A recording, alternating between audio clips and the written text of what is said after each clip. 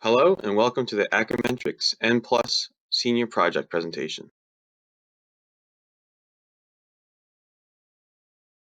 The team composition consists of electrical engineer Root Giddy, as well as myself, Nathan Chauffet, and I'm also electrical engineer. We are also accompanied by technical directors Brendan Schmierbeck and Mike Majdalani. Acumentrics' headquarters is located in Walpole, Massachusetts. They are the trusted market leader in RUP since 1994. RUP stands for a Rugged, Uninterruptible Power Supply. The military relies on Acumentrics for any equipment that is functional in harsh environments. The Rugged UPS 2500 is a great example of a product the military is looking for. It provides 2500 volt amps of electrical power.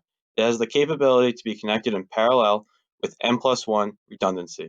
This is beneficial because parallel redundancy allows for the failure of a single UPS to be made up of the connections of the other UPSs.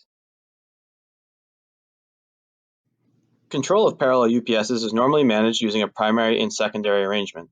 Primary controller is the brains of the system and determines operating parameters. The primary is where the UPS modules synchronize their outputs, share loads, and where their control information comes from. The current method requires complicated control wiring between UPS modules, as you can see on the right. The inconsistencies in manufacturing assembly result in parallel load failures. Our project motivation is to simplify this complicated design. To reduce the occurrence of faulty cables and to reduce the cost of manufacturing, we came up with our anticipated best outcome. This outcome is to combine the current two PCB modules that are built into the cable and integrate the newly designed PCB module inside the rugged UPS 2500. This PCB redesign will also include the reconstruction of the current cable.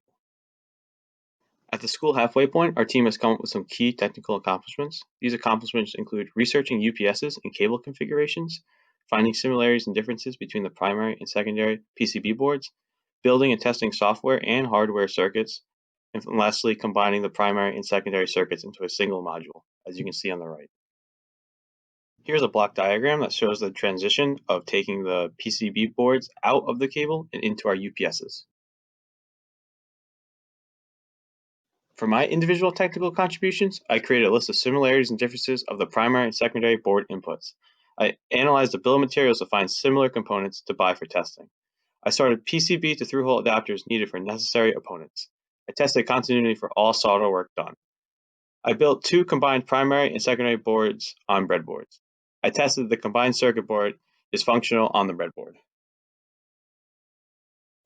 For details on my individual accomplishments, first, when I created a list of similarities and differences of the primary and secondary board inputs, this was necessary for the creation and redesign of the combined board to make sure that the board could be made as simple as possible.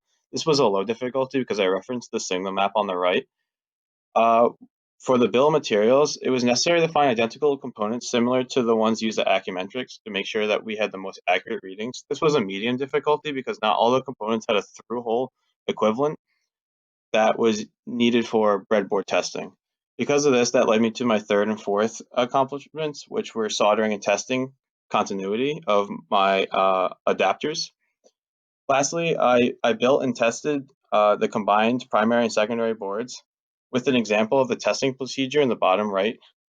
For our testing procedures, we made sure that the current control in from the master or the primary was the same signal that was coming out from the current control in slave or the secondary UPS. For my key technical accomplishments before April, I'm going to need to redesign the cable wire and the cable connection points so that the cable can call out to the UPS which one is the primary and which one is the secondary being used. I'm going to need to do some PCB creation of the new combined circuit board that we created with the breadboard. And lastly, going to do some testing to make sure that our new product runs smoothly. And now I will bring it over to Root for her technical accomplishments. Here's another look at the block diagram of the proposed solution. Here's a list of some of my individual technical contributions. I was able to comprehend the differences between the primary and the secondary PCB module. Then I went on to building the two PCB boards on Eagle software and testing functionality. Then once that was complete, I was able to build the PCB circuits on the breadboard and do the testing. After that was the combined module production, and lastly was the duplication of the combined module on a second breadboard. The first thing that I did when we got assigned to this project was do research and understand the differences between the primary and the secondary module. That consisted of looking through the different components and their functionalities and distinguishing one from the other. I'd rate that a low in difficulty. Then we went on to learn how to use Eagle software, and since I wasn't familiar with it, it took me a little bit of time to understand that. And once I was comfortable, I went on to build the individual circuits on there for testing, and I'd rate this a medium in difficulty. Then we went on to build the circuits on a breadboard using through-hole component equivalent to those on the PCB. And then the testing was conducted for both the Eagle circuits and the breadboard circuits to ensure that the current configuration that we duplicated was working fine. And I rate this a medium in difficulty because finding some of the component equivalents was taking us a little bit of time.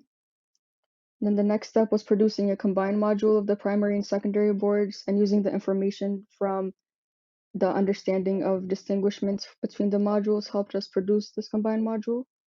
And the pre-existing boards on Eagle and breadboard were altered to produce this combined module. And to make sure that these were working fine, some of the testing protocols that we used previously was used to confirm that they were working. And I'll rate this a medium in difficulty.